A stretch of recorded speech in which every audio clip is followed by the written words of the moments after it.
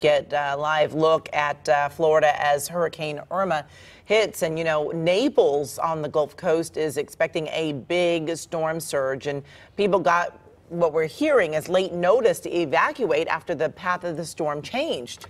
So on the phone for us, Denny Bowers lives in Naples, stayed in Naples.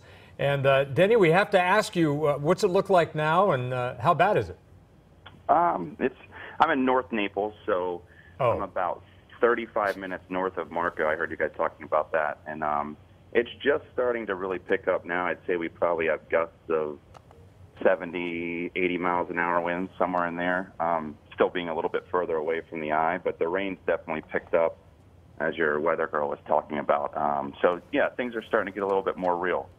Well, Denny, now we mentioned that you got late notice to evacuate. How much late? notice, did you get? And does that mean that there are a lot of people still around where you are as well?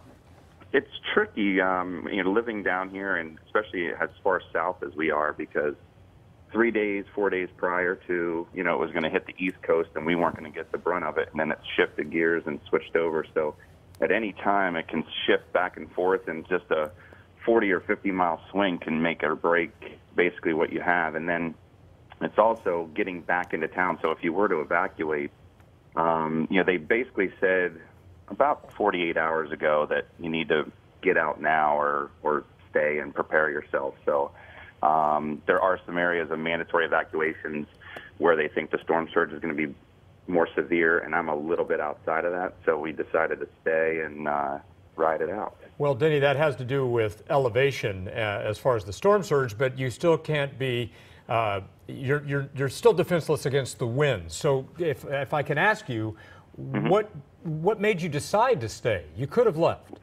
Yeah, we left. Again, it's because of the unknown of where it's going to go. It's just one of those things you have to make that decision, and I think you stay to it. So we were fortunate enough to be able to have impact sliders and windows and doors. They're rated for 150 mile-an-hour winds.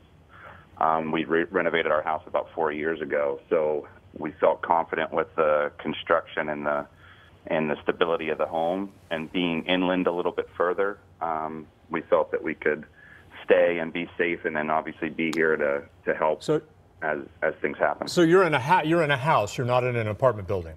Correct. Yep. Single family home. What about your neighbors? We're in an all single-family home community, and there's about 500 homes here, and I'd say we probably have about 50% of the people stayed. Oh.